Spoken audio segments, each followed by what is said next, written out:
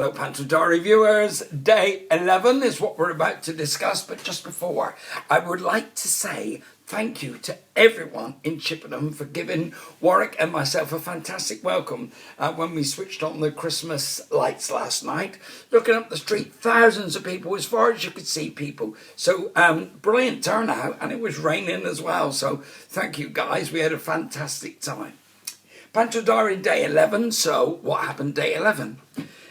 Interesting day because we had the juvenile teams in and ran as much as we could of the shows, including the juveniles. And I told you we've all been doing pretty well with our words. But I mean, it's been quite a tough week. You know, it's not like working down a mine. It's not that tough, Andrew. But it's been a full-on week. And I think some of us were a little bit tired on the Saturday. And the words that we thought were well in there, suddenly one or two went. And it's fine if it's like I'm doing my spot and I lose a word, I can pull out of it. But if I'm feeding a line to someone else and I'm just not over sure, then that's not fair on them. So, I'm going through words again tonight. And, you don't want to let people down because you're setting up lines for them.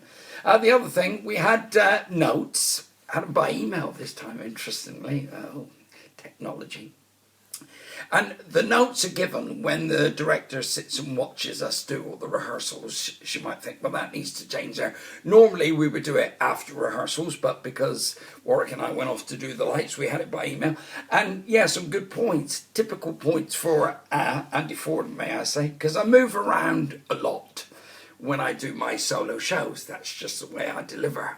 But when you're in a piece with other people on stage, this is an actor's discipline. You have to hold the focus on them and not move around so much. That's stuff I need to learn. I did a play earlier this year called Waiting for Gatto, which was hilarious.